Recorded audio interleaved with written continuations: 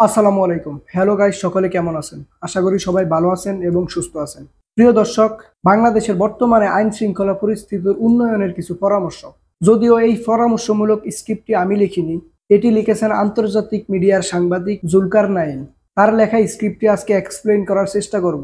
আপনাদের সাথে আছি আমি শাহিন এবং পুরো ভিডিও জুড়ে আপনারা আমার সাথে থাকবেন। রাজধানী ঢাকায় কেন্দ্রীয় এবং দেশের সকল বিভাগীয় সদরে আনসার, পুলিশ, র্যাব, বিজিবি সামরিক কর্মকর্তাদের সমন্বয়ে নিরাপত্তা পরিস্থিতি পর্যবেক্ষণের লক্ষ্যে টাস্ক ফোর্স গঠন করুন।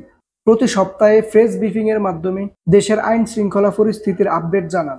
নিরাপত্তা বাহিনীর কার্যকলাপে যে কোনো রাজনৈতিক হস্তক্ষেপ বন্ধ করুন। থানার ওসি সহ যে কোনো গুরুত্বপূর্ণ পদায়নে কর্মকর্তার যোগ্যতা, বলিষ্ঠ নেতৃত্ব এবং সততাকে প্রাধান্য দিন। প্রয়োজনে এনএসআই এর নিরাপত্তা ছাড়পত্র গ্রহণ করুন, কোনো দল কিংবা গোষ্ঠীর সুপারিশ নয়। বাংলাদেশের বর্তমান পরিস্থিতিতে অন্তত কেউ আওয়ামী লীগ সমর্থন কিংবা সংশ্লিষ্ট হলেই তাকে গ্রেপ্তার, হয়রানি কিংবা মিথ্যা মামলায় জড়ানো থেকে বিরত থাকুন। আওয়ামী লীগ সংশ্লিষ্টদের ব্যবসা প্রতিষ্ঠান এবং তাদের বাসস্থান এবং পরিবারের সদস্যের যদি নিরাপত্তা ঝুঁকিতে থাকে তবে তাদের সুরক্ষা নিশ্চিত করুন। গুরুত্বপূর্ণ এলাকা কিংবা স্থাপনায় টহলের মাত্রা বৃদ্ধি করুন। রাজনৈতিক পরিচয়ে চাঁদাবাজির সাথে জড়িত ব্যক্তিদের বিরুদ্ধে যথাযথ ব্যবস্থা গ্রহণ করুন। অতি উৎসাহী ব্যক্তির তৎপরতা বন্ধ করুন। নিরাপত্তার কাজে নিয়োজিত সকল সদস্য যেন পর্যাপ্ত পরিমাণ বিশ্রাম নিতে পারে তা নিশ্চিত করুন। তাদের খাবারের মান উন্নয়ন করুন।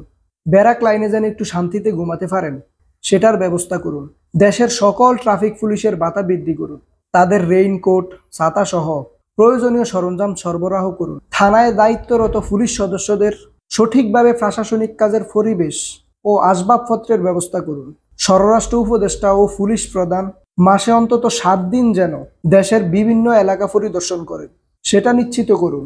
তাদের পরিদর্শন যেন দরবার কিংবা মিটিংয়ে সীমাবদ্ধ না থাকে। নিরাপত্তার কাজে নিয়োজিতদের সাথে ইন্টারেকশনমূলক হয় সেটার ব্যবস্থা করুন। আইন শৃঙ্খলা পরিস্থিতি নিয়ন্ত্রণে যারা নিয়োজিত তাদেরও পরিবার রয়েছে, তারাও যেন পরিবারের সাথে ন্যূনতম সময় কাটাতে পারেন সে ব্যবস্থা করুন। দেশের সকল জেলে কারারক্ষীদের কাজে সহায়তায় এপিবিএন মোতায়েন করুন।